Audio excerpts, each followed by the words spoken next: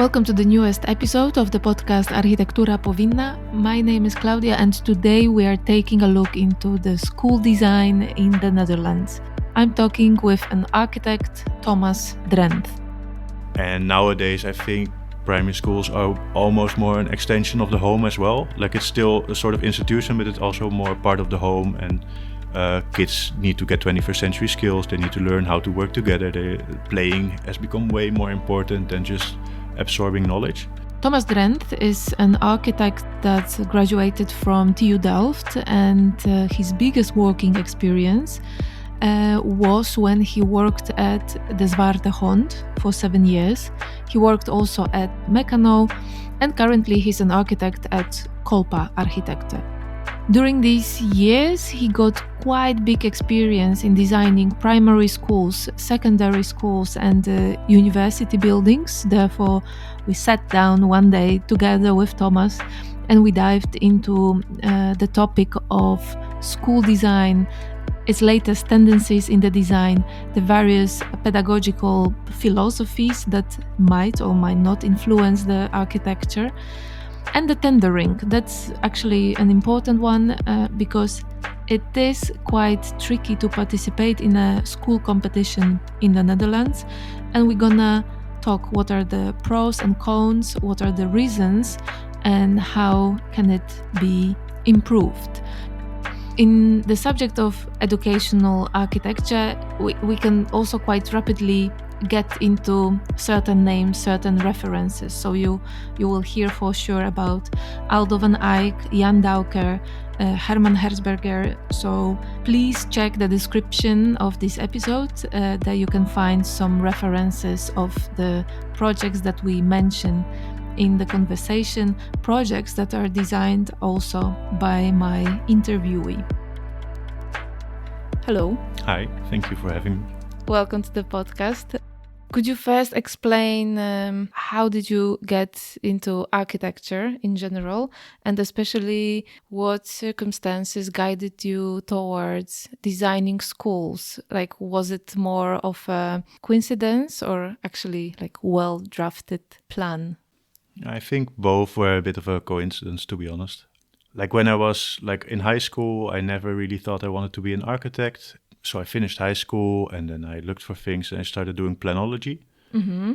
And then I found planology was not very creative. Like it was very interesting, thinking about demographics and that kind of stuff. But I missed the creative part and I missed also a sort of intellectual part. So then I started doing philosophy evening courses.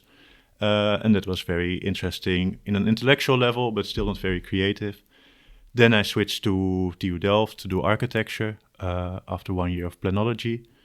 But when I was doing architecture in the bachelor's, I was still a bit like, is this really my thing? Because it's like also sometimes a bit dumb. I find architecture sometimes a bit simple, especially at university. Then I switched to do a minor in art history, but it became too theoretical for me again. I took a gap year, traveled half a year in the United States. And then when I was in the United States, I was walking around cities with my friends. And then you start really thinking about how this city works. And we went to visit Frank Lloyd Wright buildings. You're like, actually, I'm really enjoying this and also reflecting on society. And I think from that moment on, I decided, okay, I want to be an architect.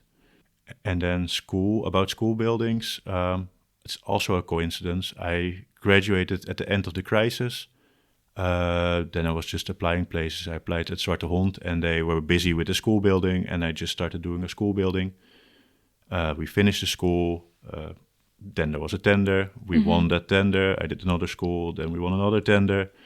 And then at some point I did 5 primary schools. Then we were like, okay, maybe we do secondary schools. And then we won a tender for a secondary school. And then I did 3 secondary schools. Then we did a tender for a university in Leiden. And we won that tender. And, so it just happened. Yeah, it was just happening. The way how you got into architecture, that was actually well drafted, or like you actually discovered yourself that... Well, I also discovered that I like school buildings. It's like an amazing thing to do. And it's really nice that you do it with a team and for kids. So they're super nice assignments. So once you do a school, I think you also start understanding how amazing it is to do something for society, to do something for kids. And you mentioned that you find the architecture school a little bit dumb or simple, or was it something that you were missing maybe in your education? I think at university you don't have a client, so you make your own assignment, or you just try to literally do what people want you to do. So it's too theoretical. Yeah, theoretical but not intellectual. So it's extremely disconnected from society, and you just make something and you tell a story. And I never really enjoyed it. I mean, it was okay. It worked. It made me doubt, do I really want to do this? It means you needed a little bit down-to-earth kind of projects with already a bit more restricted requirements. Yeah, when there's people saying like, okay, this is my dream, or you have this conversation and they talk about this is my dream and you can make that together, I think that's amazing.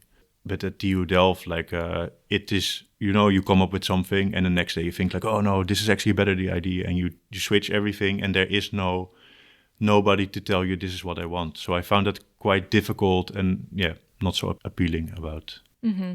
That's actually interesting that you're a big fan of professional life rather than student times. I feel like a lot of architects might be dreaming to get back to the university and the student times, just not to be restrained by the budget, by the needs, by the requirements of the clients, developers, and so on. And it's quite free and way more maybe creative in some ways, because you don't have those boundaries. Yeah, I always feel like restraints are giving good architecture.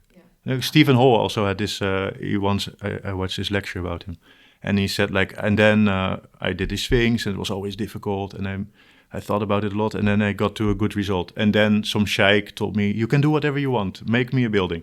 And he was completely stuck. And that's how I felt at school sometimes. Like everything is possible and there's no restraints. Like I don't know what to do. Yeah, you need to know the area I like and the borders. Boundaries, and then like restrictions, and then you have to be smart and you solve it, and then you and maybe even more creative. Actually, you also had some experience with the Aalto University of Art in Helsinki. Yeah. Which field that was it? That was the arts? No, it was architecture. Architecture. I did an exchange at Aalto University. Is there a certain typical, maybe Finnish approach in education that you would say is quite specific, interesting, something that influenced your approach? Well, what is very different about Finnish architecture is that a lot is competition based. They do way more on a competition basis. So they also train their students way more to be fitting to that system. So TU Delft is always really about storytelling, about reflecting on what are you doing, about organizing program. And then at Aalto University, they focus a lot on making really nice renders, very good graphics, because you need it in competitions. So I came there and I made this render, and they were like, are you Dutch? And I was like, oh, how do you know? And they're like, yeah, we can see the Dutch aesthetics. What did they mean by this? Yeah, I think they didn't like it. Yeah, but in what sense? What would you say were the features of because it's like this very schematic approach of like this sort of schematic organization of your building, trying to explain how you organize the program. Very narrative driven. No, but very narrative driven, but not so much about like having this one wow image. More like the whole story that would come together. And in Finland, they often have, they make this one amazing image, and that's the thing. But I think it's a different approach. It was very good to see. Interesting, indeed. Well, you mentioned all the school designs that you've been participating at, and your experience in designing primary schools, secondary schools, also some university buildings. And I'm very curious, maybe that it's a difficult question, but are you able to extract a couple of design principles when starting such a educational project, for example, primary or secondary schools, unless those are also completely different? But I think there's a big distinction between primary schools are very different from secondary schools. Like there's some overlap, but it is quite a different sort of way of approaching it. And with primary schools, I would say a lot about primary schools is primary school used to be very institutional. And it used to be the classroom was like the main room in the school, and your kid went there and sat still and listened to a teacher. And then the day was over and they went home. And nowadays, I think primary schools are almost more an extension of the home as well. Like it's still a sort of institution, but it's also more part of the home. And kids need to get 21st century skills. They need to learn how to work together. Playing has become way more important than just absorbing knowledge. So in that sense, I think it's really important for primary school design to make these sort of homey and welcome environments. That's always a driving force in the schools we did. That kids feel welcome, they feel cared for, they feel safe, and they're also triggered to play. Like that the building is an extension of the learning environment, and that means that not only the classroom is important, but also the hallway is becoming very important. These transitional zones are becoming part of the education. And I can imagine that the spaces for the teachers, that's also an important part of the schools. That's also in a way has changed in the recent years. Yeah, so I think in these classical schools, often you saw these teachers, they were in their classroom, that was their domain, and they didn't really want people looking in. And now also, so when we're doing a school design, it's also interesting. You see these old teachers, maybe they're like 60, about to retire, and you have these young teachers and they're 20. And there's a major difference. And these older teachers often, they want to be in their classroom. They don't want anybody looking in. And they want to give their lesson. And these young teachers are more like, oh yeah, and the door is open and kids walk in and out. And sometimes it also gives a little bit of friction in a design process that they want different things. And they want to teach in different ways. So that's also a challenge during these processes. Like, how can you get everybody along? How do you talk to everybody, make them see like, okay, this is the privacy you will have. Are you okay with it? And find the right balance. This approach is not very much applicable regarding secondary schools? Yeah, a little bit. But I think primary schools in that sense are more, you have very little kids that for the first time go to school, for the first time go out in the big world. So it needs to be very, very safe. And then secondary schools, of course, also need to be safe. And it's also a big transition from primary school to secondary school, but it's on a different level. Before diving into those specific design elements of both schools, can we also explain to listeners that are not familiar with the Dutch educational system, how does it work here in a short explanation, because the Dutch educational system is not considered as one of the simplest to understand and follow, as there are just so many possibilities of deviating your educational path. Generally, a school consists of 3, in Dutch you call it bouwen, but it's like this sort of lower school from 4 to 6, then a sort of middle school from 7 to 9, and bovenbouw, higher school from 9 to 12.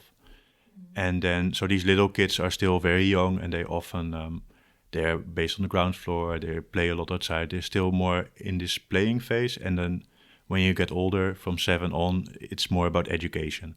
And then sometimes the middle and the upper school are mixed together or they're separate.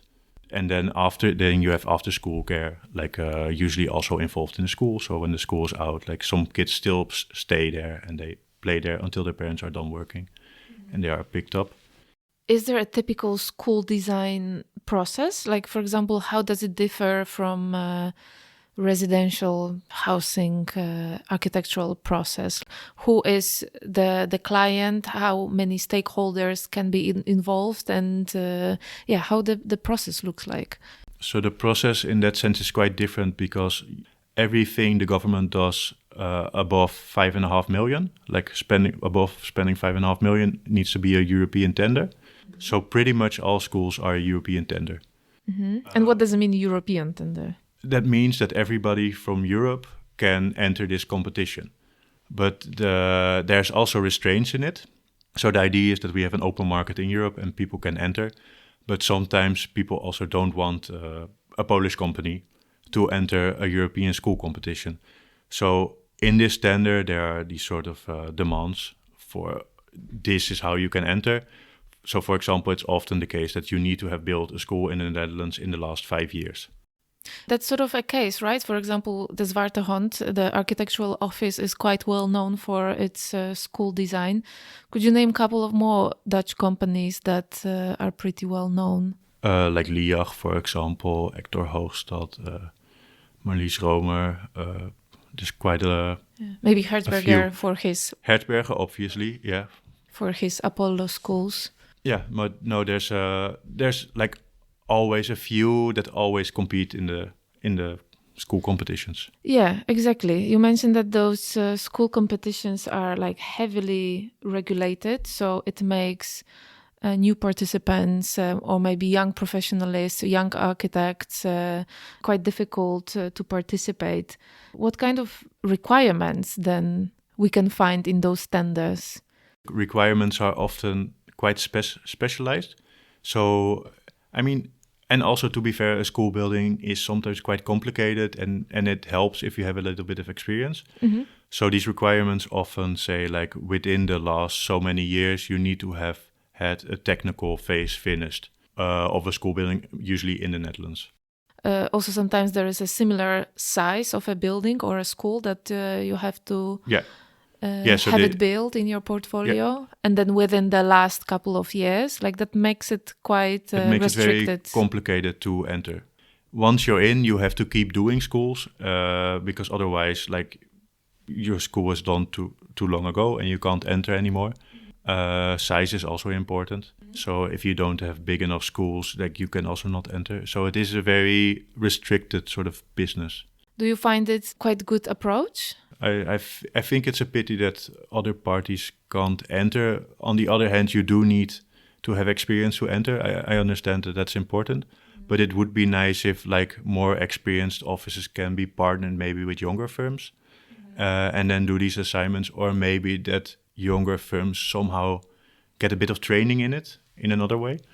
And that the field becomes a little bit more open and maybe also a bit more innovative and rich for that. Because at the moment, if I would start my office and I would like to participate in the tender, in a competition for a school building, I basically have no chance to submit my design proposal, right? Or I can submit, but I will be declined immediately because of the lack of experience. True. So usually you can't enter. You do see now that municipalities like Rotterdam and Amsterdam are quite aware of this. So they're trying to give this sort of wild cards for starting offices, and they try to involve them more. And they have these, how do you call it, raffles almost, and then you can be selected and come pitch a design.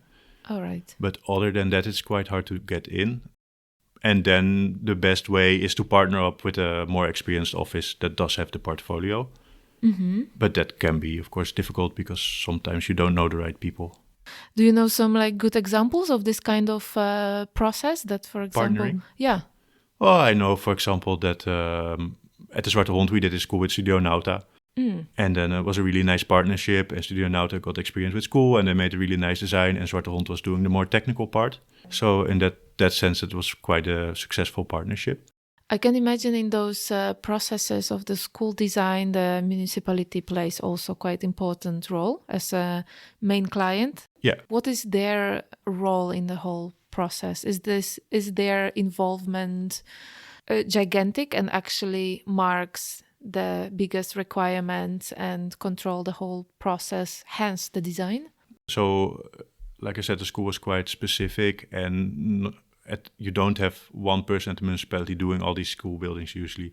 So what they do is they contract an external party as a management party, and they are doing it on behalf of the municipality. So when you do a school, you usually sit with the management party that does the day-to-day runnings of the school, making the reports, keeping track of the budget, organizing the money calculations.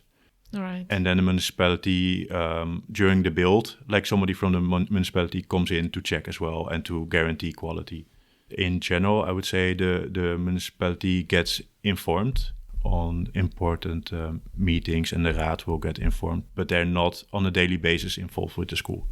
And then the role of the architects, I can imagine that it's a bit wider than in quite typical jobs of an architect regarding maybe a cultural institution or the residential building and so on. Like you have to have quite some knowledge on education in general, but also on the certain community that will be using that building.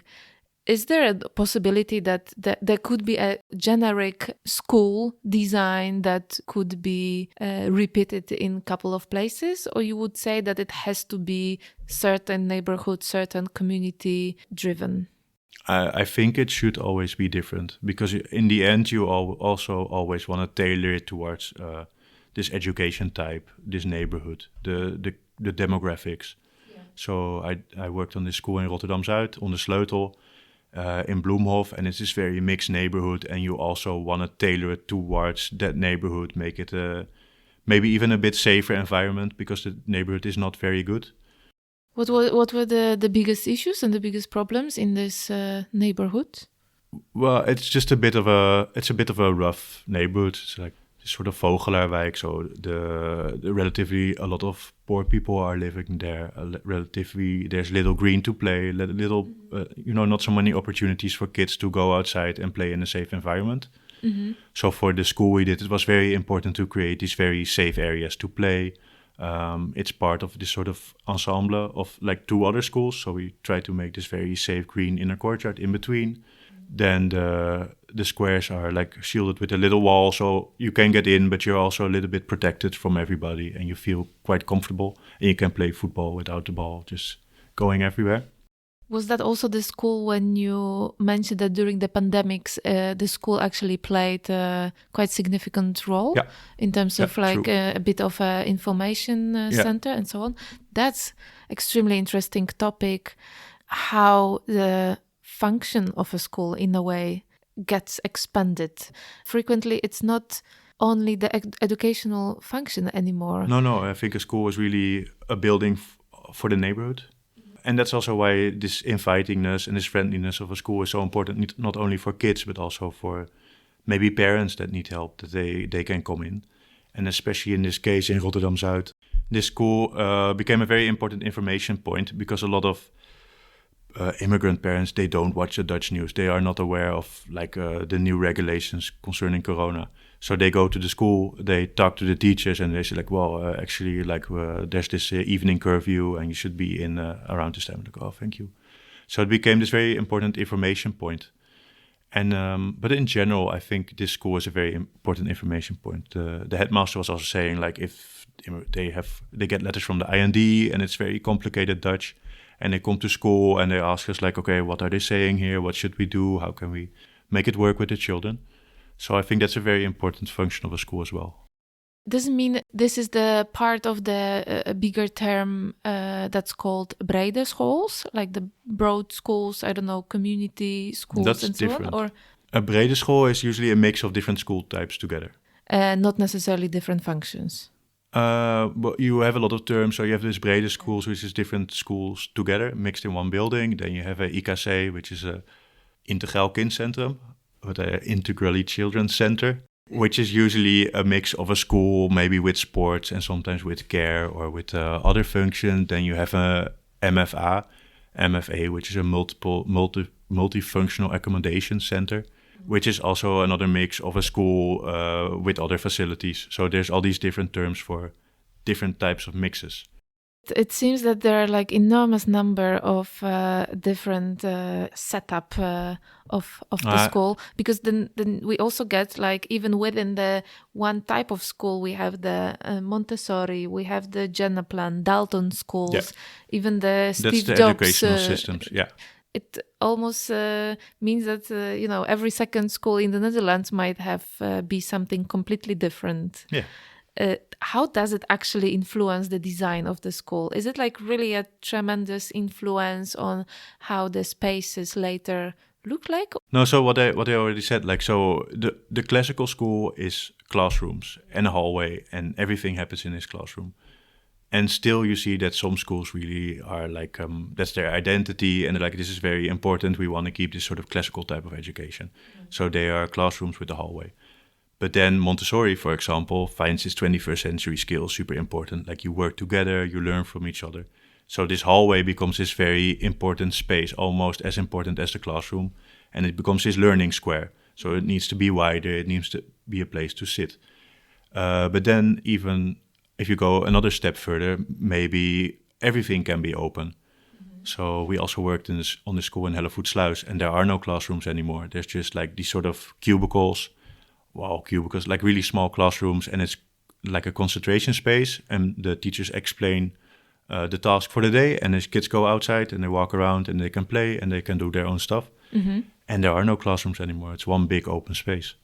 Does it mean that design-wise you get to work with the more open hall, open space, and then you start to use elements, some movable walls and really flexible mean of architecture? It's very important to talk to, so often already before you start, somebody did an inventarization, right? Like when you enter as an architect, the school design, there has been a process of 3-4 years going on before that. When people sit with the school board, they talk about what they want for the future, what their dream of a school is like.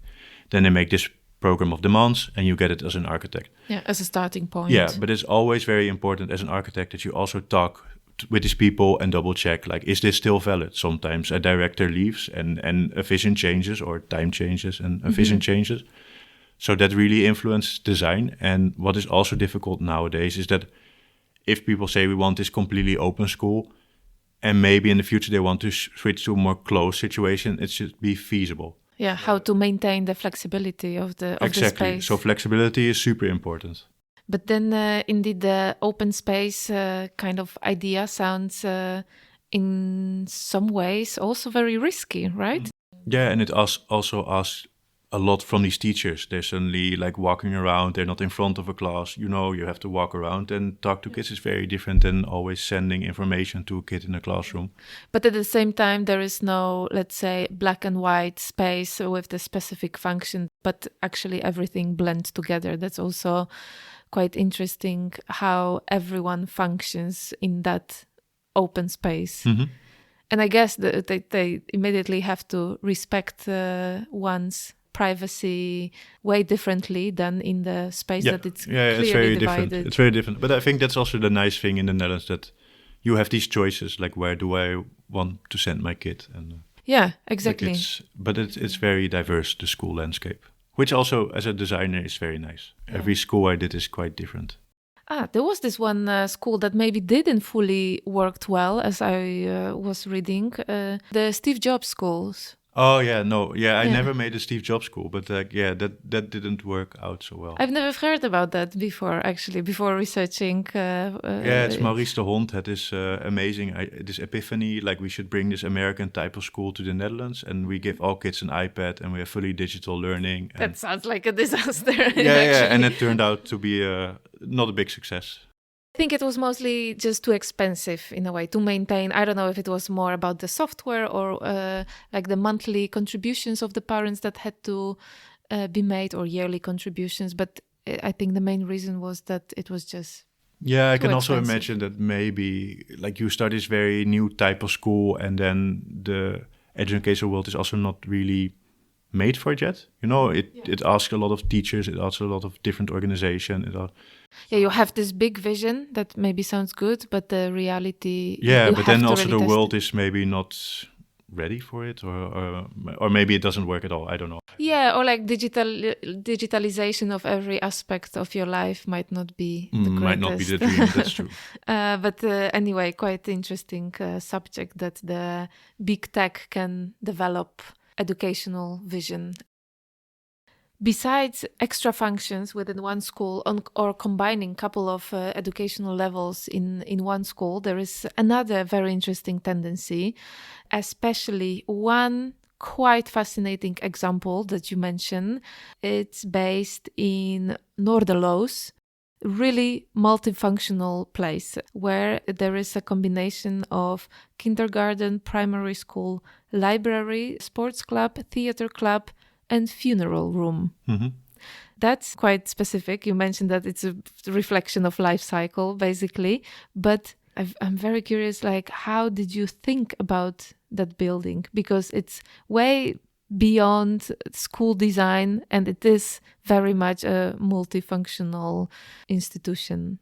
how did you approach this design, and how did you think about this building, how it should function? Are there any functions that overlap? Are there functions that are very separated? Yeah, these mixes of program, what is really nice is that they are used at different times of the day. So you can make these very multifunctional spaces. So we have the sports canteen.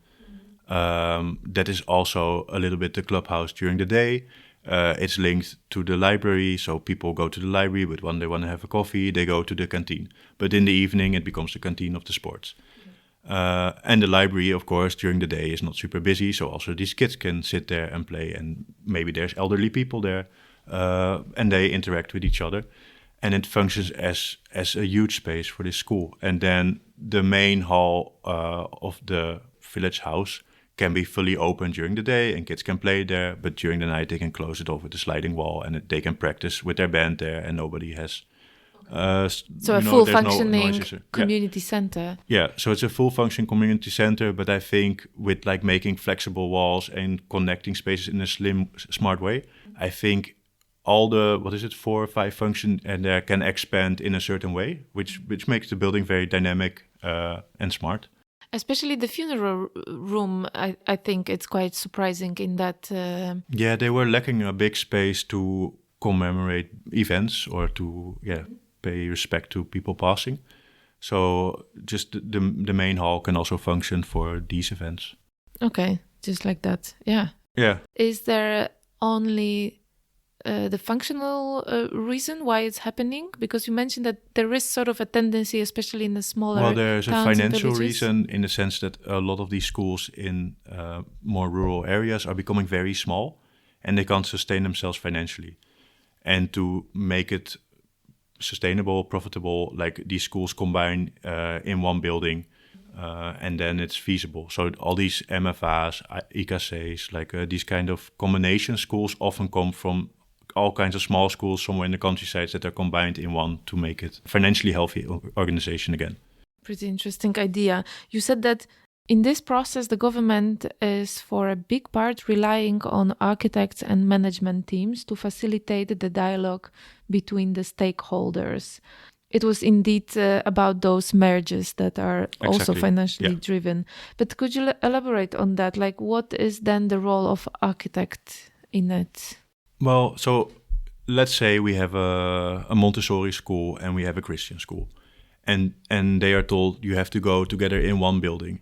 This Montessori school has kids going there because these parents are like, I think Montessori education is important. And this Christian school has the same thing. And then they're going in one building and they both want to show like, no, I'm Montessori school. No, I'm a Christian school. We have our own identity. Yeah, different principles. Different principles. Yeah. So as an architect, you also have to show somehow in the building that these are actually 2 different schools, but in one building. So a Montessori school, for example, is this in-between space is very important to a Montessori school. So it needs to have a different sort of organization and not a hallway than maybe a more classical Christian school. Okay. So you have to incorporate this, you have to understand the school system, but you also have to show on the outside, hey, this is the entrance for the Montessori school, this is the entrance for the Christian school. And the most important thing is also making these people see that there's benefits of being together. So maybe they can share like this central heart and they can get a giant kitchen or this tribune stairs or like a big celebration area. And that can sometimes be quite hard because these schools are forced together. They don't necessarily want to be together. Mm-hmm. And then you have to convince them, hey, but you know, there are benefits. So let's talk together, let's dream together, what can we make? Are there any risks connected to that idea of combining very similar yet quite different schools together? Well, the risk is, of course, that they don't want to work together and they say, okay, I'm going to close my door and I'm going to close my door and we don't connect. Fence in between exactly, there's this fence in between and we're not going to pass. Is there any mediator, project leader that has an experience in that kind of processes involved in the whole design process? Because I can imagine that's not necessarily the role of an architect. Yeah, so often the municipality hires an external party that's very skilled at doing these conversations. Okay. And then you enter when already these parties are more aware of the benefits they can have and you get this program of demands. But still, as an architect, to spatially translate it, it's quite important to to also think of what can we add, like how can we benefit from each other. And for the architect, what would you say is the biggest challenge in these kind of projects? Well, just trying to inspire everybody and also explain, sometimes you cannot win everywhere. Mm-hmm. And what is also very hard for these schools is they come from a situation that they have been there for maybe 80 years. And the building they have been using is completely tailored to the way they want that building to be. And they have a lot of extra space because they shrank. And now they have to go to a smaller school that is maybe not, in a way you can make it for them, but it will always be smaller. Mm-hmm. So I think to make them understand that is very important. And usually the heads of the school, they understand the political process very well. And they know this sort of needs to happen. But it can be quite hard to talk to, for example, teachers that just do their day-to-day business. They're not so involved on the whole political scheme of things. And they only see like, I'm getting half the size of the classroom. I'm already super stressed. How am I going to do this? So it's very important that these people are involved with the new situation. Otherwise, like it's finished and they're in there and like they hate the building. So during the process, you want to get them along, you want to show them the plans, you want to speak to them, hear what they worry about. Maybe you can change some things to make it better for them. You want to involve them in the design process, but this can be quite hard. I'm thinking, are there any classical school designs that you would constantly keep referring to or coming across? Like you mentioned Herzberger and the Apollo schools, but maybe Aldo van Eyck and his playgrounds. Are there like quite classical Dutch or non-Dutch designers and their school designs that would come across? Nevertheless, where the school is located, is it primary or secondary school, but like those classical references? Yeah, I think in general, just these schools that have a certain playfulness about them and also make the outside space an extension of the classroom are very nice. So these openluchtscholen, for example, this old Duiker school, but you have like a few of these examples that are very nice. And there's some really nice schools in Japan, for example, where the roof also becomes a play area and super well connected. So mostly, for example, regarding the playfulness and warmth and welcoming part. Yeah, and this just making people aware that like the classroom is bigger than the actual space of the classroom. So this going outside, opening doors, sitting on a veranda, or maybe sitting on a balcony can be also an educational space. And are there any constructive systems, building systems, maybe materials that you see that there is a clear tendency that it works well with schools, or some kind of modularity? Like, how do you see it after designing already a couple of schools?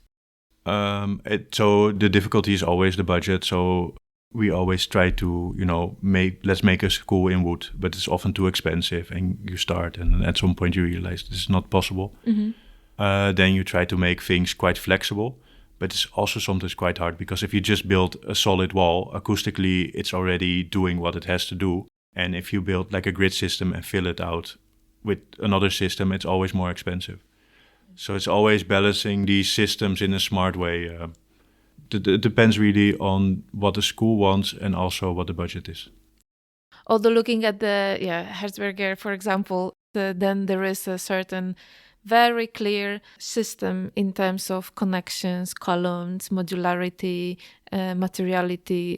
In a way, like you always have the classroom, that's the basic space. And so you can do quite a structuralistic approach by just organizing these classrooms in clusters and then organizing these clusters around a central heart. That's also always the basic organization. And do you see that sustainability becomes a quite big part of the design in schools? Is it because people's awareness? Is it because of European and national restrictions? I think everybody is quite aware that the world is not doing super well, and that it's really important to do something about it in our built environment, and that extends not only to housing but also to school buildings. I think also what's really nice about school buildings is that, as a teacher you set an example for kids, but as a building I think you also set a certain example for kids. So it's really nice to make this building also a showcase of like, okay, this is a healthy way of building and how the world should be. It's also nice that when there's solar panels on it, for example, that you make a big screen and kids see like, okay, this is how much energy it generates. Actually, the building is also helping in this. It's almost like a very much technical, practical example on architecture. Yeah. But I think also a building in wood or, but in general, like it's nice that this building is also inspiring to these kids. Yeah, definitely. And makes them aware of what a good world looks like. And it's really nice if we can contribute to that. There is still one kind of school that we didn't maybe briefly talk about it, and that's the practical school, so the vocational educational secondary track. Education. Exactly, and that's the schools that prepare people for a skilled craft. It often comes with the additional spatial and technical requirements, of course, for this kind of specific schools. But you mentioned that these schools have tighter budgets. Is there like still some kind of stigma on the importance of those kind of schools, how they are perceived in the Netherlands? Well, the budget is like, it's tighter because they have the same budget as other schools. So a budget is based on the amount of kids, and then you get the amount of square meters. The amount of square meters is linked to a certain amount of money, and then you get the budget for a school. But these technical schools, for example, the school we did in Gorinchem, it's all technical education. There's welding there, there's steelworking there, timbering, they fix cars. So the requirements for a school are very different than a learning space. If you just have a classroom, it can be, about 3.20 meters high, and that's fine. And here you need to go even higher because they need to lift up a car. Well, in 3 meters in your living room here, I can't lift up a car. So you need... Yeah. No, it's not going to fit. What do you want to say? No, it's a nice space. No, but so you need to have more height, but also your floor needs to be way thicker because like there needs to be very heavy equipment on there. So these schools are often more expensive, but need to be done for a similar budget. And does it mean that it's on average the same number of students? Yeah. So it's a little bit an unfair equation. Are there any tricks here that you've learned from your experience how to approach this kind of projects? Yeah, in the end, like the best way to make things feasible, especially on a tight budget, is to make it compact. So it's about organizing it very smartly in a very compact building. It also helps with your EPC, with your energy, to make a compact building. And it also helps incredibly with the budget. Your facade is the most expensive part of the building. So if you can make the building quite compact, you make an efficient building. Less external wall. Exactly. And I can imagine those kind of schools maybe are quite harder to combine with library or other functions that require a little bit more calmer environment. And here we have technical. Maybe. It really depends on the type of education, of course. But so this very technical school in Gorinchem, like the Gilde, I don't think these kids like reading. Mm-hmm. They just want to, they want to be on a motorbike, fix motorbikes, make cars, weld. So there's no, we don't have a library in there. Yeah. There is a women's room because these technical schools, they really want to attract more girls, which is very hard in education. So they have one specific room for girls so they can get away from all the testosterone from like, it's 900 kids. And I think on 900, of these 900 kids, there are like 20 girls at the moment. But now they're very proud because next year they're going to be 40 girls. So it's getting better. But it's quite intense for these girls to be surrounded by, 880 boys that are very hormonal. Plus the needs in space is completely unbalanced in that regard, especially that I guess we are still designing bathrooms separately for boys and girls, and we don't really design the gender neutral ones and so on. So especially in this kind of schools, it's very much not in balance, those kind of requirements and needs. Okay, so in Gilde Fac College that you talked about, you indeed embrace the industrial aesthetic using raw materials. How do you ensure that this minimalistic design still feels quite warm and welcoming? Yeah, so in the case of Gilde, it's like very, very technical education, but they still also have to do Dutch classes. They the basic educational classes. So we really separate in this technical world at the bottom, with a lot of height, with a lot of space, with a lot of quite robust environment. And the level above is more warm, and it has like these wooden panelings, and it's more intimate spaces. So in that sense, we added that sort of warm and welcome environment on the top. And regarding the outside space, for example, do you collaborate usually with some landscape designers, or who makes the plans and ideas? No, not so often. I wish we did. That's also a downside of these limited budgets, that often there's not space to also involve a landscape designer. Mm-hmm. And often it's also like so much budget goes to the school. Like the outside area sometimes is a bit more flexible. So then a lot of money goes to the building, and then the outside environment has a very low budget.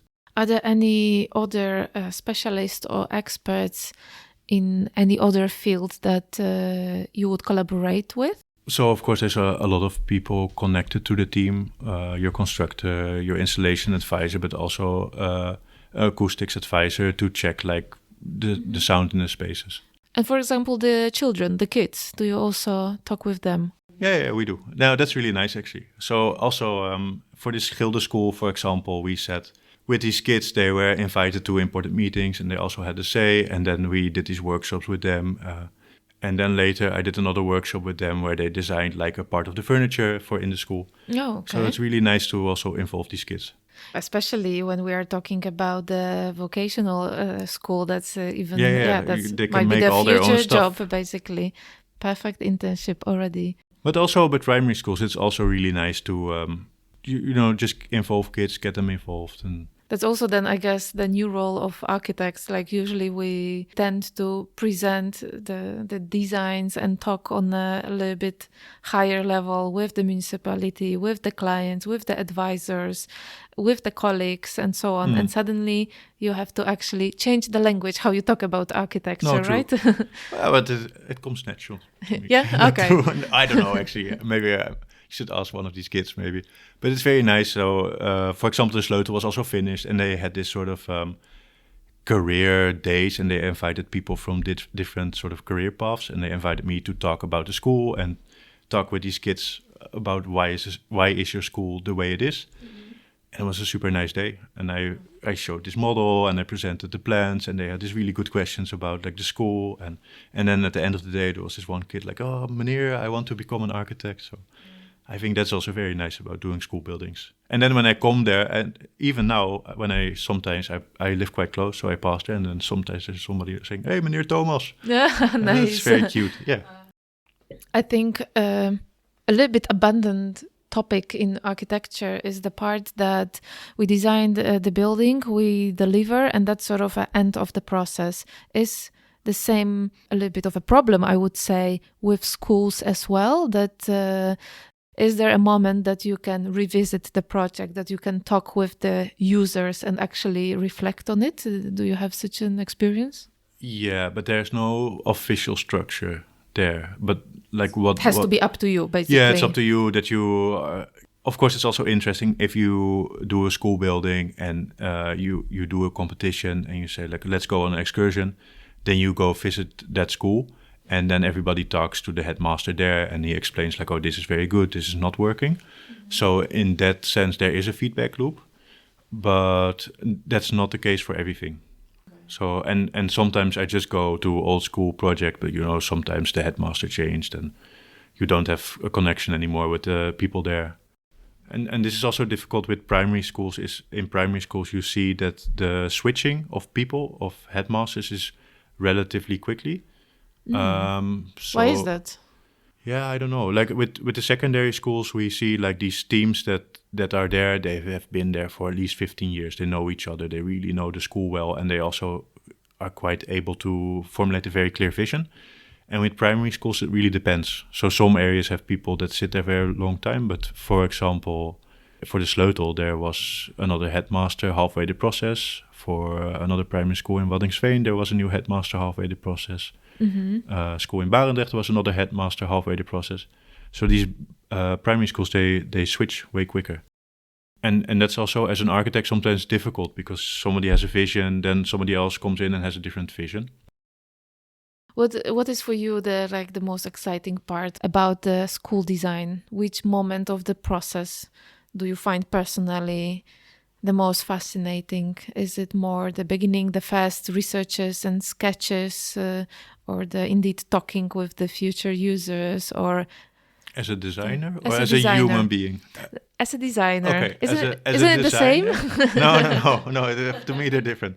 No, as a designer, I think for me it's very nice when you have a limited budget and you make the school more simple, and at some point you hit this level where you have this. It is really smart, and it became an architecture. You cannot take anything away anymore, and it becomes very clear, and it's like completely the essence of what they want. Okay, so the essence of your idea that maybe in the beginning is just a little bit more messy because you just study a couple of options, and then the moment where it gets crystallized and just. But I think it's what I said before when we started about restraints. Like if you have these restraints, but they come a little bit early in the process, so maybe you're in VO. And you get it's too expensive, and you really need to think super hard. Okay, what are we gonna do to make it super efficient? I think, and you manage to do that. I think that as a designer, I find that a very nice moment. As a human being, I really like when you come later to a school and you see all these kids and it's sort of working. And for just this habitated space, finally. For this schildervakkenlezen, the king came to open it, and we were designing it. And I was like, it would be so nice that we make these balconies and we make them a little bit wider so people can lean on it and they can interact. And then, so the king was walking around there, and on top you see everybody leaning on these things, and you're like, it worked. I think that's really nice as a human being to see. Big satisfaction, I can imagine. Any advices for young architects that would like to design schools in the future?